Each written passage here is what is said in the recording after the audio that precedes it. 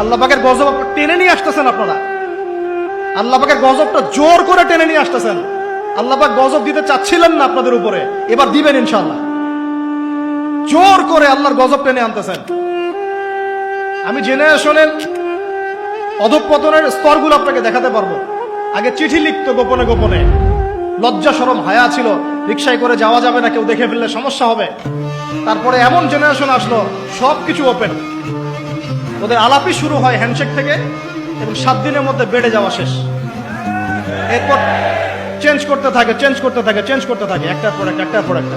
তারপর চলে আসলো সিরিয়ালের যুগ। সিরিয়াল এসে শেখালো বাসায় স্বামী থাকলেও যথেষ্ট না, বাইরে একটা স্বামী লাগবে। বাসায় মেয়ে থাকলে যথেষ্ট না, আরেকটা বউ বাসা। আমরা এটাও বলে দেই, দিনী বোনদেরকে বলে দিই, অনলাইনে যেহেতু যাবে, আল্লাহর ওয়াস্তে আমাদের ফোনে কোনো ফোন দিবেন না। আল্লাহর ওয়াস্তে আমাদের ফোনে, আমাদের হোয়াটসঅ্যাপে কোনো মেসেজ পাঠাবেন না। আর এমন এমন মিষ্টি ভাষার মেসেজ দেখলে মনে হয় যে মানে সব অসহায় মেয়ের দায়িত্ব নেওয়ার জন্য আমরাই আছি।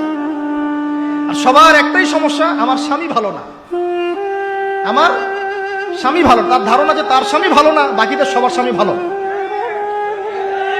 নবী সাল্লাল্লাহু আলাইহি ওয়াসাল্লামের সামনে যখন কোনো মেয়ে এভাবে র্যান্ডমলি স্বামীর নামে অপবাদ দিত, মিথ্যাচার করত বা অভিযোগ আরোপ করত, আল্লাহ নবী সাল্লাল্লাহু আলাইহি ওয়াসাল্লাম রাগ হতেন।